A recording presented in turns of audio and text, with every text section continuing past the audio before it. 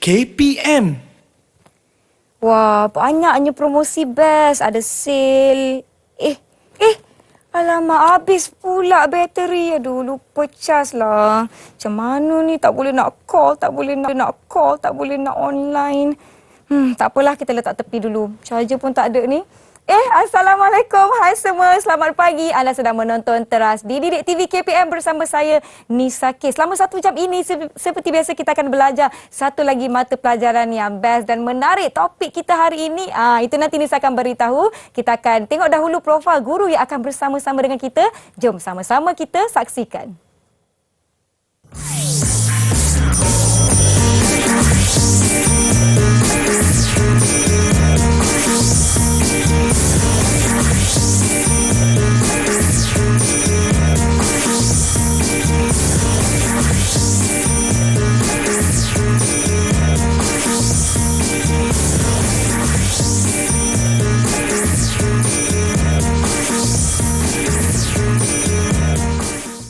Baiklah semua, jom kita sama-sama persilakan Ustazah Nurul Nadia dari SMKP Taman Petaling, Petaling Jaya, Selangor. Apa khabar Ustazah? Selamat pagi. Baik, Alhamdulillah. Nisa apa khabar? Alhamdulillah sihat. Selamat kembali ke Teras. Terima kasih Nisa. Okey, maklumlah. Macam biasalah kita ada nak belajar subjek. Hari ini adalah pendidikan Islam dan tajuk kita adalah perkara yang membatalkan iman. Sebelum kita pergi kepada apa kita nak belajar hari ini, kita nak berkenalan dengan rakan-rakan yang akan turut bersama-sama dengan kita pada hari ini. Jadi jom kita persilakan kawan-kawan baru saya dari SMKP Taman Petaling. Assalamualaikum, hai. Assalamualaikum. Assalamualaikum semua, selamat pagi. Wah, semuanya manis-manis, tersenyum manis je semua. Jadi kita nak berkenalan dahulu dengan mereka. Boleh tak kita mulakan dengan Adeline? Saya kira Adeline ni dia tidak bersorangan. Dia berdua. Kenapa tu? Jom kita berkenalan dengan mereka. Silakan. Assalamualaikum. Saya Kak Nisa dan Ustazah. Saya Nur Azrin Khairin binti Johidi dan ini kembar saya. Saya Nur Adeline Khairin binti Johidi dan kami berdua daripada SMK Perempuan Taman Petaling. Baiklah, terima kasih Adeline dan Azrin. Bertemu lagi kita ya, kembar kita ni. Baiklah, seterusnya kita ada Adriana. Silakan Adriana. Assalamualaikum Kak Nisa dan Ustazah. Saya Nada Nabi Muhammad Syaril dari SMK Taman Petaling. Baik, terima kasih Adriana. Kemudian kita ada Syamimi. Silakan Syamimi.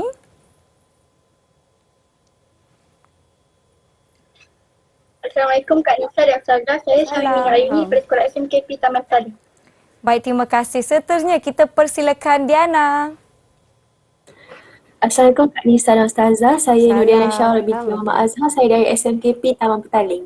Baik, terima kasih Diana. Kemudian kita ada Fatin. Silakan Fatin.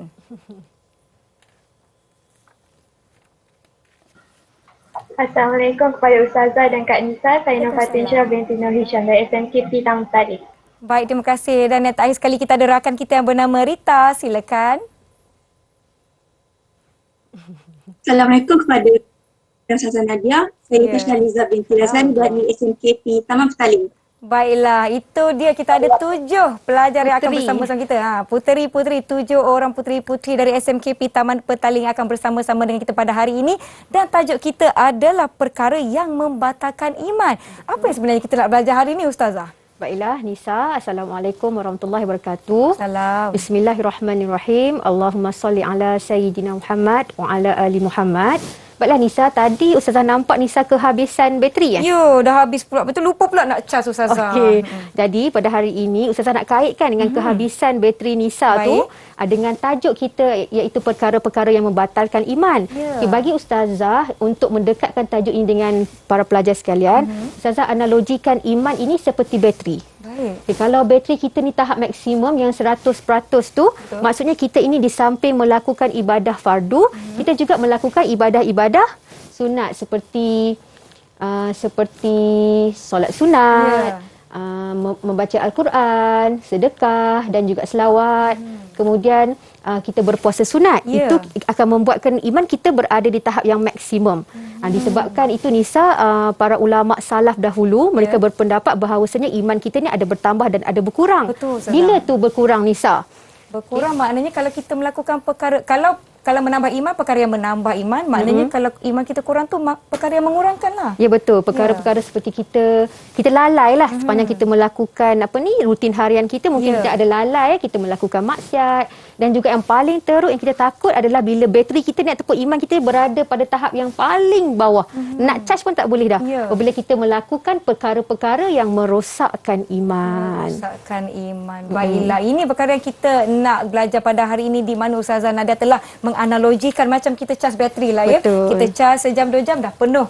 Sama seperti dalam hidup kita, kita mestilah melakukan perkara untuk mengecas tahap keimanan kita. Betul tak Ustazah? Betul, dengan Baiklah, melakukan kita akan ibadat-ibadat teruskan yang baik. pembelajaran kita selepas ini. Kita berhenti rehat seketika, jangan ke mana-mana, kembali ke Teras Didik TV KPM.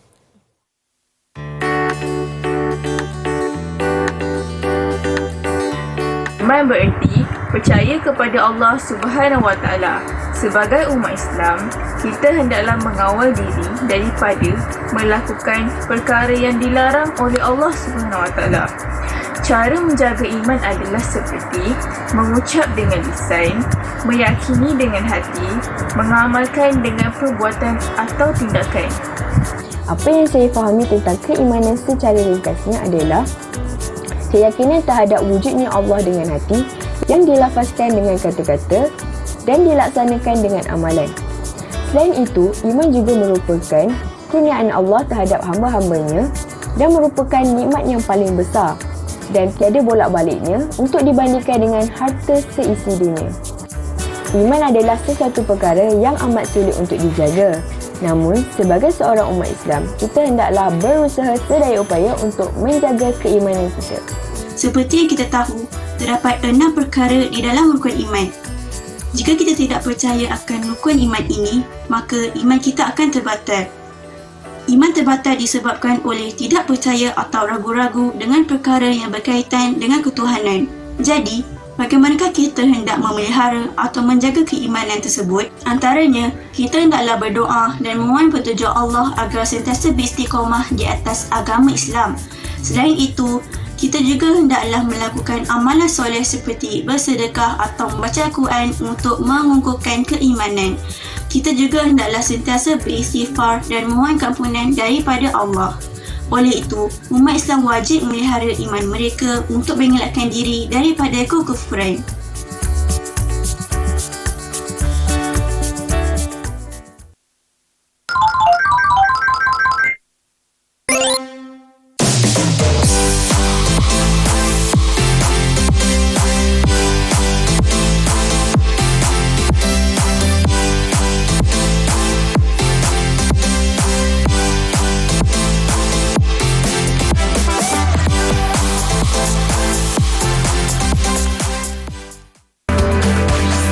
Didik TV KPM. Didik TV KPM.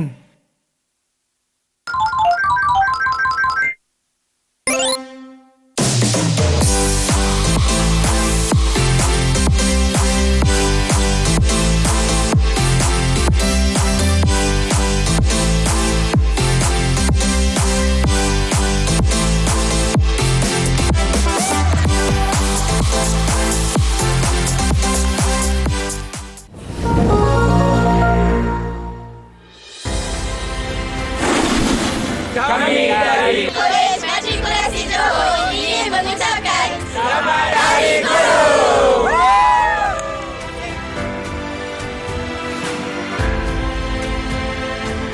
Bila hilang ada panggil. Terima kasih cikgu.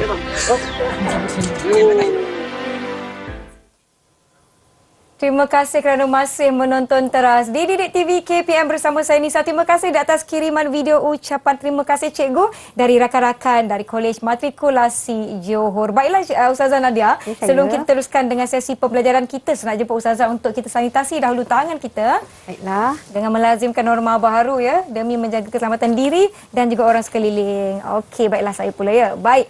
Hari ini topik kita adalah perkara yang membatalkan iman di bawah mata pelajaran pendidikan Islam bersama-sama dengan saya Ustazah Nadia dan rakan-rakan saya dari SMKP Taman Petaling Jaya. Jadi Ustazah, mari kita mulakan. Silakan Ustazah. Baiklah Nisa, pada hari ini kita akan mempelajari salah satu tajuk iaitu perkara yang membatalkan iman dalam bidang akidah. Sebelum kita memulakan pelajaran kita, murid-murid juga di rumah dan juga di dalam Google Meet boleh membuka buku teks muka surat 75 hingga 82. Okay, pada akhir sesi pembelajaran kita pada hari ini, diharapkan murid-murid dapat menjelaskan perkara yang membatalkan iman. Yang kedua, dapat menjelaskan kesan melakukan perkara yang membatalkan iman. Dan yang ketiga, dapat menerangkan cara menjauhi perkara yang membatalkan iman. Baik. Seterusnya Nisa dan juga anak-anak sekalian, sebagai seorang Muslim, nikmat iman dan juga Islam adalah nikmat yang paling besar yang kita perolehi selain daripada nikmat lainlah, nikmat kesihatan, nikmat harta dan sebagainya. Okay, sebagaimana firman Allah Subhanahu Wa Taala dalam surah Ali Imran ayat 102 yang berbunyi, A'udzubillahi minasyaitanirrajim. Ya ayyuhallazina amanu taqullaha haqqa tuqatih wa la tamutunna illa wa antum muslimun. Yang bermaksud, wahai orang-orang yang beriman, bertakwalah kepada Allah dengan sebenar-benar takwa dan janganlah sesekali kamu mati melainkan dalam keadaan seorang Muslim. Baiklah, seterusnya Nisa, kita nak dengar celoteh daripada anak-anak kita dalam Google Meet ni. Boleh tak Ustazah nak tanya pada kamu, ini adalah sebahagian daripada perkara-perkara yang boleh membatalkan iman kita. Jadi kita boleh tak tanya pada anak murid kita, apa yang dikatakan dengan murtad? Siapa boleh kongsikan? Ada tak yang boleh bagi pandangan dengan apakah yang dimaksudkan dengan murtad? Okey, Adriana, silakan. Silakan Adriana. Murtad bermaksud keluar dari sesuatu agama atau masuk ke agama, keluar daripada agama tu. Okey, maksud Adriana tu seseorang itu dia keluar daripada agama Islam. Seterusnya ada sesiapa yang boleh berkongsi dengan Ustazah apakah yang dimaksudkan dengan etis? Siapa tahu etis ni apa? Boleh kongsikan dengan kami. Boleh tak sesiapa yang tahu apakah yang dimaksudkan dengan etis? Okey, etis ni adalah golongan yang tidak mempercayai Tuhan. Okey, seterusnya apakah yang dimaksudkan dengan amalan sihir? Okey. Apa yang dimaksudkan dengan sihir? Ni selalu ni kita baca kat mana-mana. Okey, Syamimi, silakan. Sihir ialah perbuatan yang memudaratkan orang lain dengan bantuan jin, contohnya seperti santau. Okey, bagus. Okey, sihir adalah perbuatan yang melibatkan jin lah untuk memudaratkan orang lain ataupun dia untuk kita kata menipu orang lain ke dan sebagainya. Seterusnya syirik. Siapa boleh kongsikan siapa boleh kongsi apa itu syirik? Okey, baiklah Fatin ke Adlin tadi. Okey, Fatin, silakan. Syirik ialah perbuatan menyekutukan Allah dalam apa jua bentuk, sama ada dari perkataan, pegangan, perbuatan dan iktikad, iaitu menjadikan sesuatu yang lain sekutu dengannya. Okey, bagus. Fatin, maksudnya kita ni menyekutukan Allah sama ada dari segi zat, sifat ataupun perbuatan. Okey, seterusnya yang last sekali. Okey, khurafat. Apakah yang dimaksudkan dengan khurafat? Okey, Adlin. Silakan Adlin. Saya tak yakin dia nak angkat tangan. Okey, Adlin, silakan. Khurafat dimaksudkan dengan kepercayaan dan perbuatan karut yang dianggap mempunyai hubungan dengan agama Islam, sedangkan pada hakikatnya bertentangan dengan tauhid dan syariat. Bagus, Adlina. Kepercayaan karut yang kita anggap sebenarnya ada hubungan dengan agama Islam. Tapi sebenarnya dia bertentangan dengan syariat Islam. Ini kita katakan dia tidaklah berlaku secara meluas dalam masyarakat kita. Cuma dia berlaku mungkin dalam segelintir masyarakat Islam di negara kita. Okay, seterusnya Nisa dan rakan-rakan sekalian, anak sekalian, boleh tak nak minta Nisa bantu Ustazah? Boleh. Nisa dah kenal kan rakan-rakan Nisa dalam kelas kan? Okey, Nisa pilih salah satu nombor ni. Okay, contohnya nombor 1 Nisa tagging je. Nombor 1 Nisa pilih Syaurah Diana sebagai nombor 1. Kemudian nombor 2 Nisa pilih tulis. Nanti di akhir kita akan ada sesi untuk menggunakan nombor ini. Baik, okey. Nak bagi diorang pilih ke ataupun Nisa yang pilih? Saya pilihkan boleh tak kawan-kawan? Boleh ya? Okey, redha ya? Okey, insya-Allah boleh. Okey, nombor 1 saya nak bagi pada Rita. Boleh? Okey, Rita, get ready nombor 1. Okey, Rita nombor 1. Nombor 2 saya nak bagi pada Adriana. Okey. Boleh. Boleh ya? Okey. Nombor 3 kita boleh bagi dekat Syamimi tak? Boleh. Okey, Syamimi nombor 3. Nombor 4 kita beri pada Diana lah, Diana. Okay. Boleh? Okey, baik. Nombor 5, saya nak bagi pada pasangan kembar. Tulis better than one, Ustazah. Okey. 2 minda mungkin lebih baik daripada 1. Betul. Kita lihat nombor 5 ya. Okey, si kembar nombor 5. Dan yang terakhir sekali nombor 6 kita nak bagi pada Fatin. Okey, terima kasih Anissa. Saya dah pilihkan nombor untuk rakan-rakan saya, Ustazah. Baiklah, okey kita teruskan ya. Seterusnya, ini kita masuk khusus kepada tajuk kita.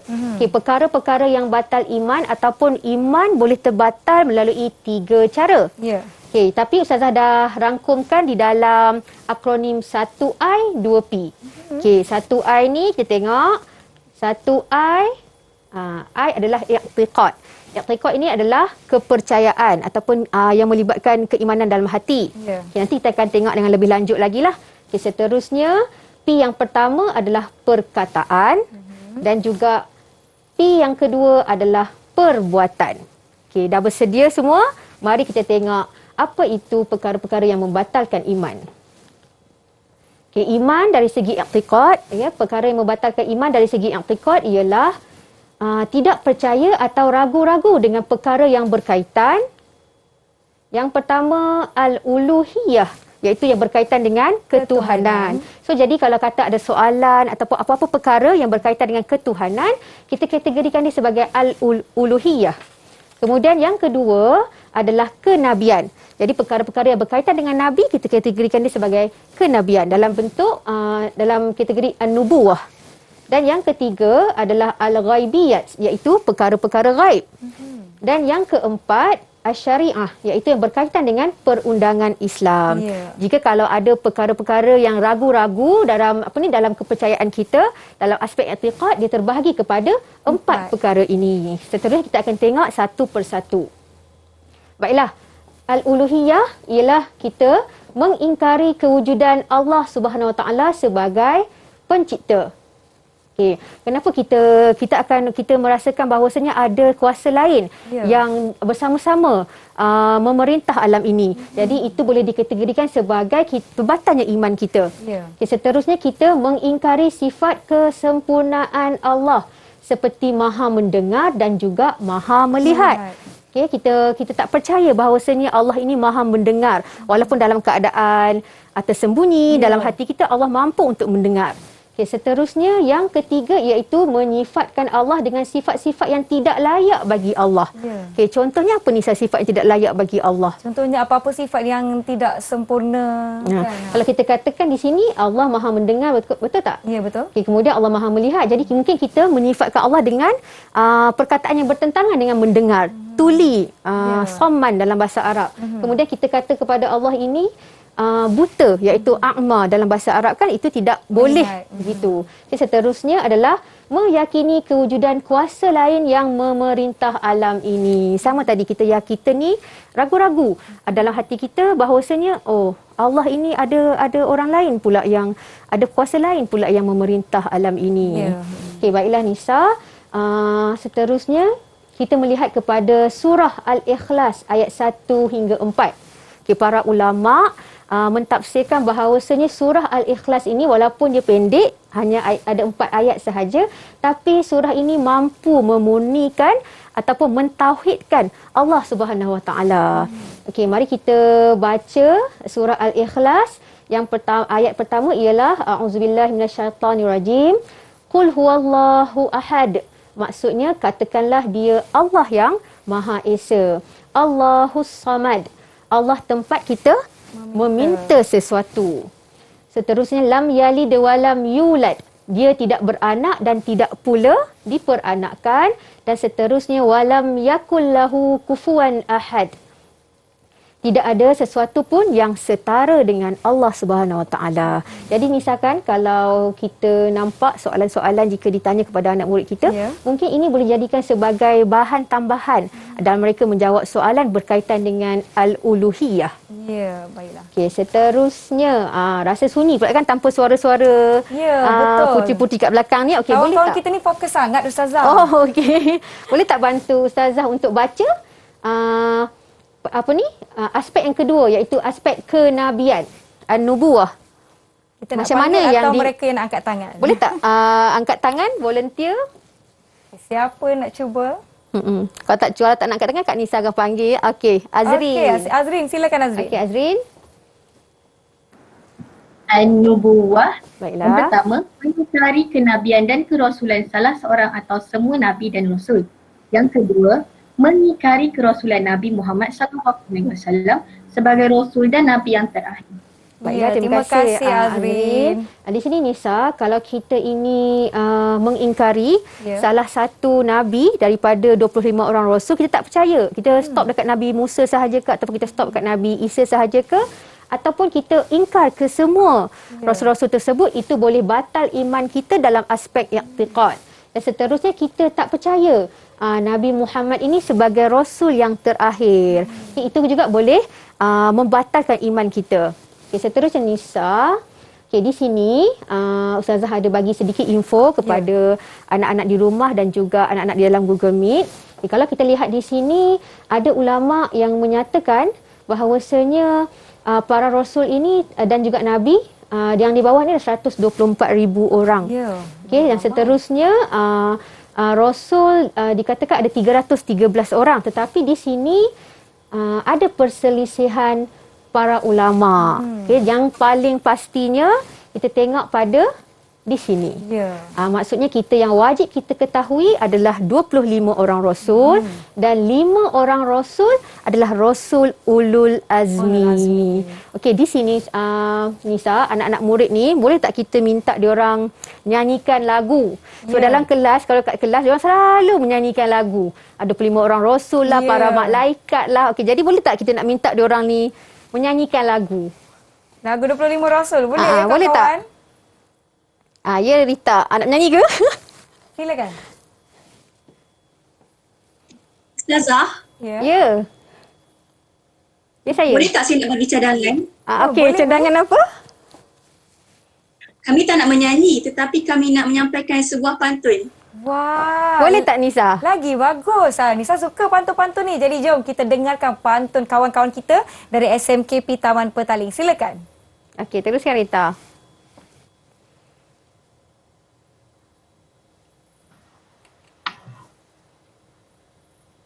Manusia pertama bernama Adam.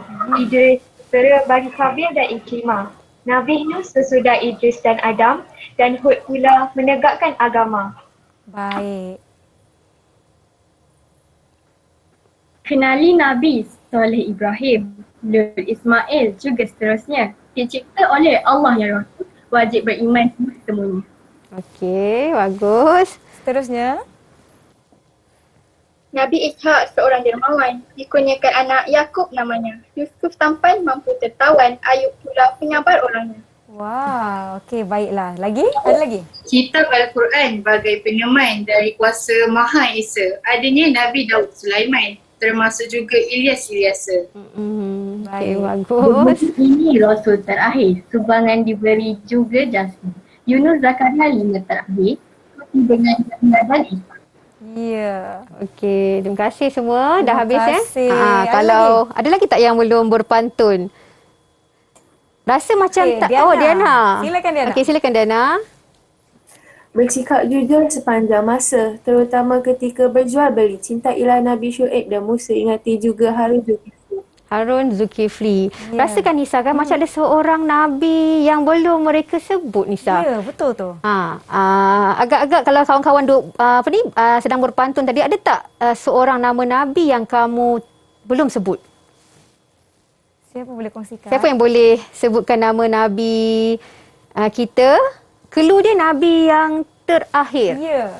Adakah Nisa nak berpantun ke?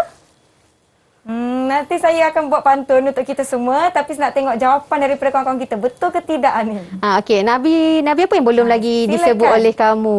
Adeline ke Azrin? Nabi terakhir Nabi Muhammad. Nabi Sallallahu alaihi Muhammad. Nabi yang terakhir adalah Nabi Muhammad sallallahu alaihi wasallam. Ya. Okey, bagus. Diharapkan boleh kita sama-sama refresh balik Ya, lah kan. betul. Nama-nama nabi kita yang telah disebut oleh rakan-rakan kita dalam Google Meet ini. Betul. Dan ada banyak cara untuk kita mengingati 25 nama nabi-nabi yang wajib kita ketahui seperti dalam lagu dan sebagainya. Saya kalau sebut 25 nabi ni automatik Adam, Idris, nanti Betul. sampai ke 25. Baiklah, kita akan berhenti rehat seketika. Yang di rumah jangan ke mana-mana. Kita akan kembali selepas ini di Teras Didik TV KPM.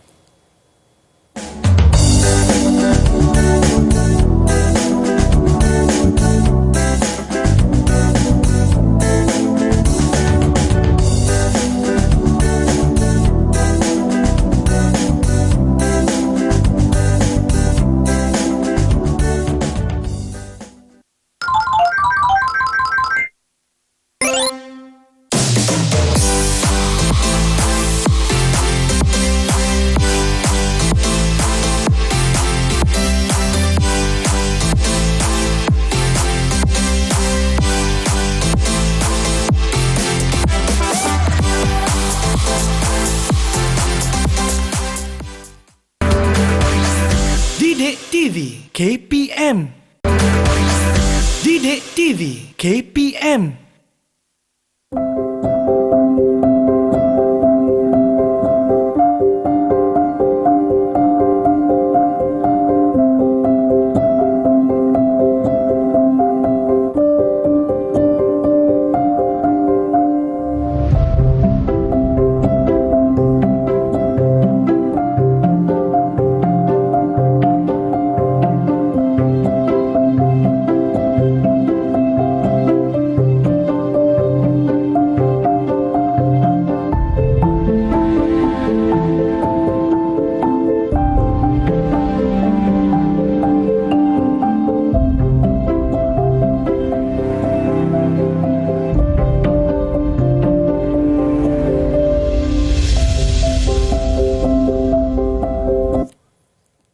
Terima kasih kerana masih menonton Teras di Didik TV KPM. Masih bersama saya Nisa, Ustazah Nurul Nadia dan kawan-kawan saya dari SMKP Taman Petali. Sebentar tadi video tu sebenarnya hasil daripada Syamimi ya? Syamimi, betul. Terima kasih Syamimi. Bagus, thumbs up, double thumbs up. Okey, baiklah Ustazah, jom kita teruskan. Okey, baiklah Nisa, kita masih lagi dalam aspek yang pertama iaitu batal iman menerusi i'tiqad. So, kena laju sikit lah ya. Baik. Okey, aspek yang ketiga dalam i'tiqad ini adalah al-ghaibiyat. Al-ghaibiyat bermaksud kita tidak percaya, kita ingkar perkara-perkara gaib. Perkara-perkara gaib ini adalah perkara yang kita tak nampak melalui panca indera dan tidak dapat difikir pun dengan akal. Tapi kita mengetahuinya melalui Al-Quran dan As-Sunnah. Okay, apa contoh-contoh perkara gaib yang kita ingkar tu? Okey, contohnya kita mengingkari hari kiamat, atau peristiwa yang berlaku di mahsyar. Kita tak percaya. Ataupun kita tak percaya pada syurga dan neraka. Kita juga mungkin boleh ambil satu lagi contoh, kita ingkar, yang simple-simple kan, kita ingkar kewujudan malaikat dan juga jin. Okey, dalam aspek i'tiqad yang terakhir iaitu asy-syariah, yang ini kita tidak percaya ataupun kita ingkar tentang perundangan Islam. Okey, sebagai contohnya kita ingkar rukun iman dan juga rukun iman ataupun rukun Islam. Kita ingkar salah satu pun tak boleh, kita ingkar semua memang lagilah tak boleh kan. Seterusnya kita mengingkari hukum yang ditetapkan oleh Allah Subhanahu Wa Taala. Seperti kita Allah SWT telah mengharamkan zina, mengharamkan liwat, mengharamkan musahaqah, tapi kita menghalalkan dia pula. Itu pun tidak boleh. Kemudian kita beriktikad bahawasanya undang-undang syariah yang berteraskan Al-Quran dan As-Sunnah ini sudah lapuk, sudah tak boleh pakai pada zaman kini. Itu pun boleh terbatalnya iman kita menerusi aspek syariah. Baiklah, seterusnya kita lihat pula batal iman menerusi aspek perkataan. P yang pertama. Okey, perkataan. Yang ini percakapan yang mengandungi pengakuan kufur atau penafian akidah Islam, ataupun kita mempersendakan hukum hakam Islam. Ini akan batalnya iman kita dikategorikan dalam perkataan. Okay, sebagai contohnya di sini ialah yang pertama, pengakuan kita itu mengandungi mengandungi maksud-maksud ataupun ayat-ayat kufur. Okay, contohnya saya tidak lagi beragama Islam. Ataupun Al-Quran sudah tidak lagi sesuai diamalkan. Ataupun zaman sekarang ni Nisa, sebab kita ini menerusi perkembangan teknologi, mungkin ada seseorang itu dia memuat naikkan status dia. Menulis di laman sosial. Dia muat naik status, katanya aku tidak lagi beragama Islam. Itu pun membatalkan iman. Okay, seterusnya penafian akidah Islam, iaitu dia berkata sebagai contoh, saya tidak percaya adanya malaikat Raqib dan Atid. Kalau Nisa ingat lagi, malaikat Raqib dan Atid adalah malaikat yang yang diperintahkan oleh Allah yang mengawal kiri dan kanan manusia. Okey, seterusnya kita pula kata Rasulullah yang ini Nabi Muhammad SAW pun buat dosa. Sedangkan kita tahu Rasulullah ini adalah bersifat maksum. Bebas daripada melakukan dosa. Okay, seterusnya mempersendakan hukum Islam. Dari aspek perkataan kita mengatakan zaman sekarang ni tidak perlu lagi lah menutup aurat. Itu pun boleh membatalkan iman kita ataupun kita menghina laungan azan. Baiklah, seterusnya P yang kedua adalah dalam aspek perbuatan. Okay, melakukan perbuatan atau amalan yang jelas menunjukkan kekufuran. Okay, apa perbuatan-perbuatan yang jelas menunjukkan kita ini kufur kepada Allah? Okay, seterusnya kita tengok. Yang pertama, kita sujud kepada berhala atau makhluk dengan sengaja. Kita sujud ini ada satu perbuatan yang khusus kepada Allah SWT, tapi kita sujud kepada benda lain. Sengaja, dengan sengaja. Seterusnya meletakkan peralatan agama lain dan memberikan penghormatan kepadanya. Okay, yang ketiga, kita melakukan upacara ibadat agama lain. Dan yang keempat, contoh yang keempat, mengoyakkan mushaf Al-Quran atau meletakkan Al-Quran ini di tempat-tempat yang tidak selayaknya. Ini antara contoh, Nisa, kalau anak murid kita boleh memberikan contoh lain yang kita katakan dia selari dengan aspek perbuatan, itu pun akan diterima juga. Okay, seterusnya, Nisa, ini adalah syarat-syarat terbatalnya iman. Okey, ada soalan tak nak tanya sebelum kita teruskan? Ada soalan tak? Okey, silakan Diana.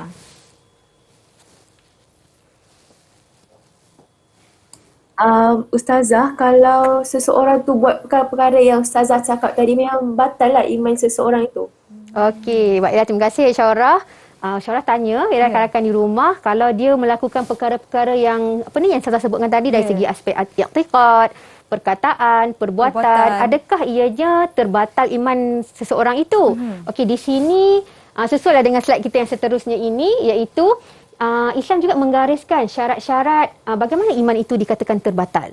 Okey, kita tengok yang pertama, seseorang itu mengetahui perkara yang dilakukan membawa dirinya kufur kepada Allah Subhanahu Taala. Maknanya dia tahu apa yang dilakukan tu kufur ni, tapi dia buat juga. Betul, betul. Sebabnya kalau di sini juga, Nisa, kalau katakan perbuatan dia itu dalam aspek tersembunyi, tapi kalau aspek dilakukan secara terang-terangan, dia sembah apa-apa sesuatu yang tak selayaknya, kita boleh dikatakan sebagai terus terbatal iman dia. Okay, seterusnya, seseorang itu mengingkari perkara asas dalam Islam. Apa perkara-perkara asas dalam Islam? Contohnya, kawan-kawan, ada yang boleh kongsikan perkara-perkara asas. Apakah perkara-perkara asas dalam Islam? Saya bagi clue rukun iman. Boleh sebut tak salah satu rukun iman, ataupun kawan-kawan nak sebut semua pun bagus. Boleh kongsikan? Adriana. Adriana boleh kongsikan rukun iman. Kejut Adriana. Okey, Adriana, boleh kita kongsikan salah satu daripada rukun iman? Beriman kepada apa, Adriana? Oh, mic dia tak berfungsi ke? Okey, mungkin si kembar. Okey, ya. Silakan Adriana. Rukun iman ada 6. Percaya kepada Allah, percaya kepada malaikat, percaya kepada kitab Al-Quran, percaya kepada Rasul, percaya kepada hari kiamat, dan yang terakhir percaya kepada qada dan qadar. Oh, bagi semua. Bagus, Adriana. Okay, terima kasih, Adriana. Terima kasih. Di sini kalau kita tengok kan, sifir rukun iman tu sendiri. Kalau 6 tolak 1, sepatutnya 5 kan? ya. Tapi kalau rukun iman ni kita ingkar 6 tolak 1 kosong. Kosong. Dah tak boleh dah diselamatkan nanti. Okey, seterusnya yang ketiga, iman boleh terbatal apabila seseorang itu melakukan perkara yang jelas bawa kepada kufur. Itulah yang Ustazah katakan tadi. Kalau di sini mungkin yang pertama itu dia tahu tapi dia melakukan perkara itu yang berlaku itu adalah tersembunyi. Tapi di sini adalah perkara itu jelas. Sembah sesuatu ataupun mengoyak mushaf itu kan jelas menunjukkan kekufuran. Jadi itu boleh terbatalnya iman. Seterusnya yang keempat adalah melakukan sesuatu perkara dengan sengaja dan pilihan sendiri tanpa sebarang paksaan. Maksudnya kalau kita imbas kembali sirah keluarga Ammar bin Yasir kan, ibunya Sumayyah, wanita pertama ataupun insan pertama yang kita panggil meninggal syahid kerana mempertahankan Islam. Juga bapa kepada Ammar juga syahid kerana mereka bertiga ini adalah di bawah, kalau tak silap Ustazah, di bawah Abu Lahab. Jadi ketika itu mereka ini kan menentang Islam. Jadi Abu Lahab ini meminta Sumayyah, Yasir dan juga Ammar untuk mengatakan bahawasanya Nabi Muhammad itu bukan Rasul dan juga Allah itu bukan Tuhan, bukan satu-satunya Tuhan. Jadi kita tengok pada ketika itu Sumayyah ditombak, Yasir juga mati. Ammar sahaja ketika itu dia menyebut nama lain selain daripada Allah SWT. Jadi dia terselamat ketika itu.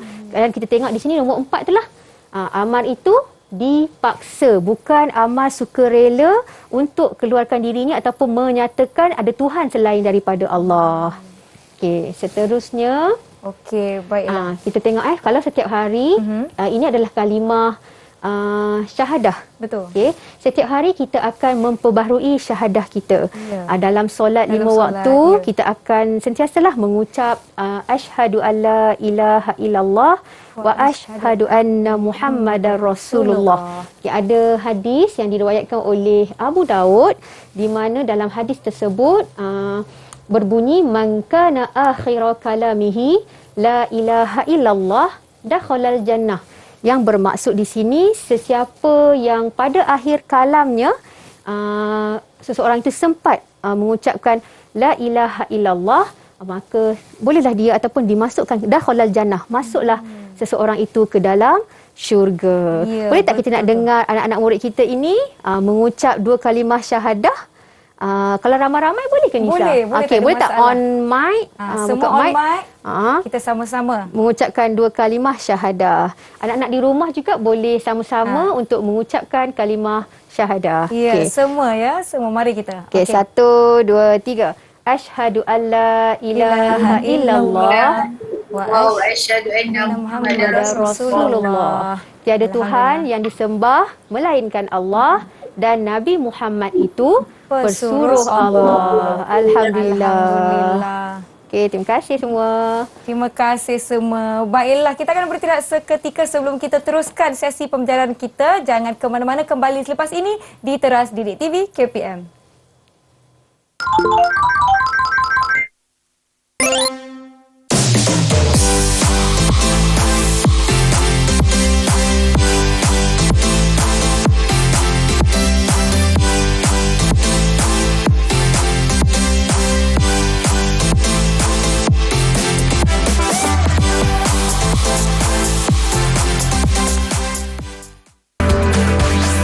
Didik TV KPM. Didik TV KPM.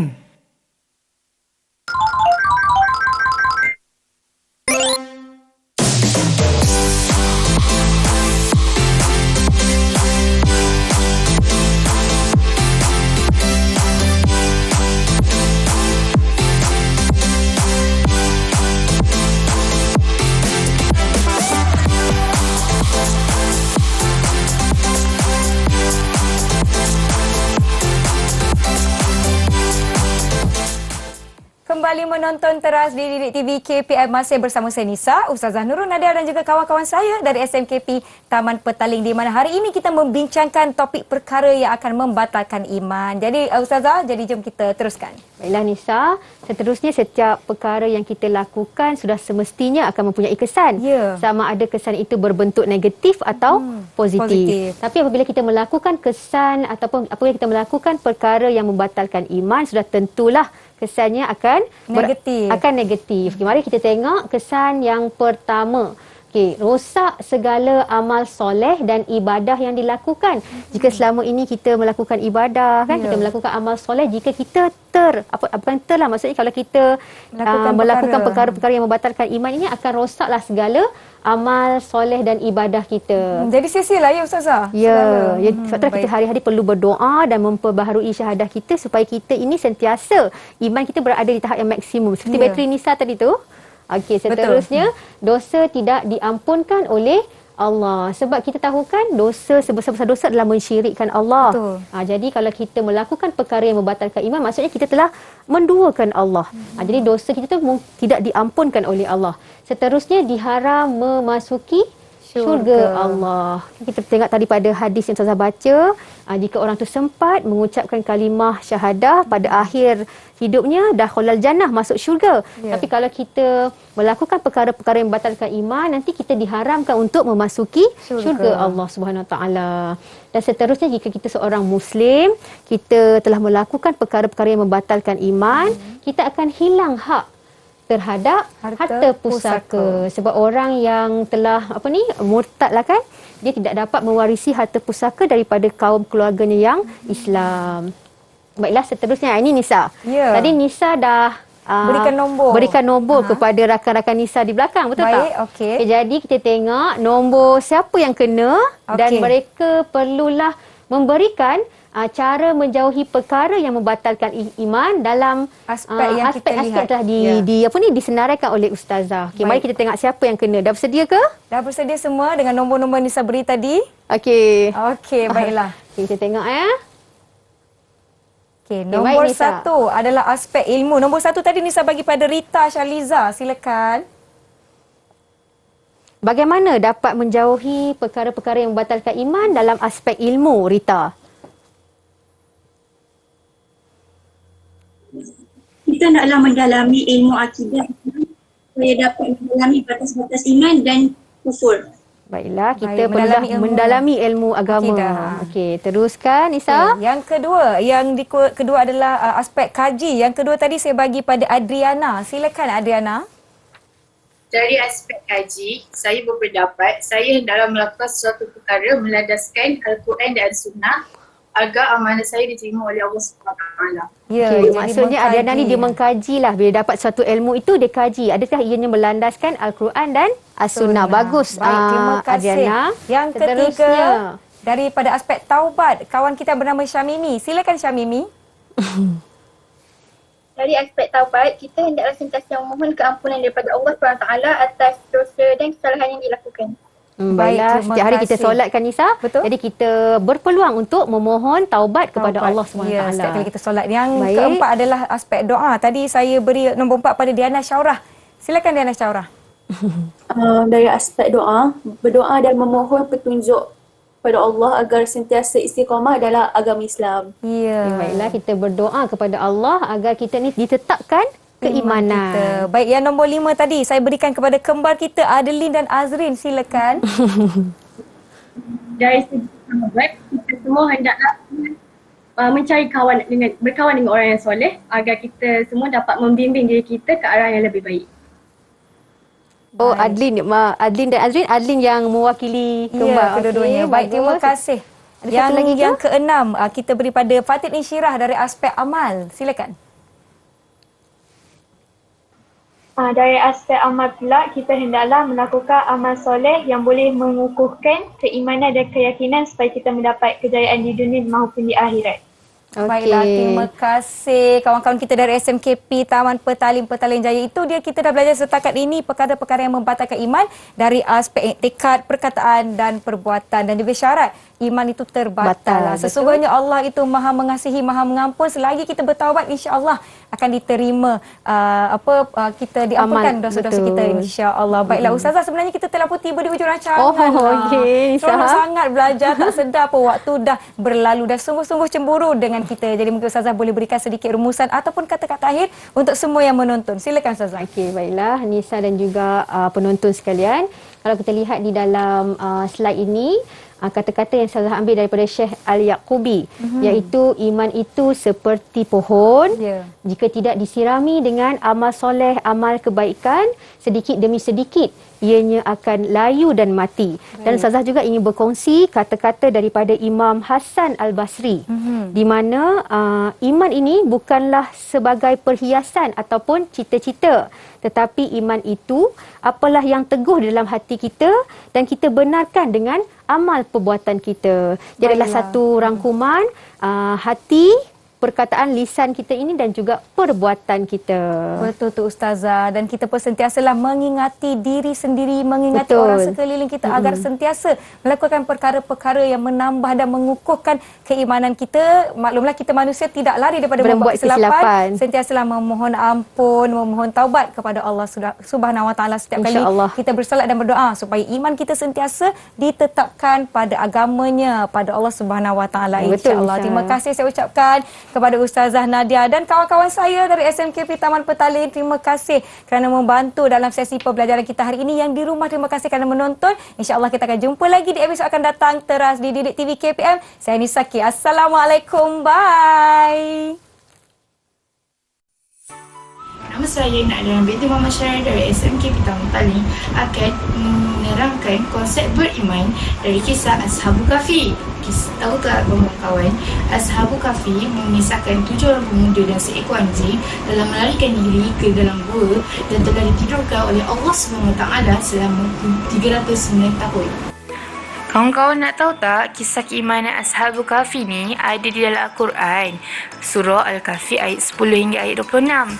Cerita 7 pemuda ini bermula apabila kepercayaan dan keyakinan mereka kepada Allah SWT terus bertahan sehingga kemudiannya sampai ke pengetahuan raja mereka, iaitu Raja Diagnos, raja yang zalim pada ketika itu.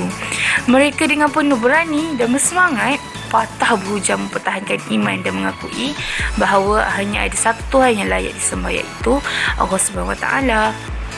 Firman Allah dalam Al-Quran surah Al-Kahfi ayat 13 yang bermaksud, kami ceritakan kepadamu wahai Muhammad perihal mereka dengan benar, sesungguhnya mereka itu adalah pemuda-pemuda yang beriman. Kesimpulannya, 7 pemuda sanggup berkorban dan tidak sama sekali takut kepada raja mereka demi pertahankan keimanan.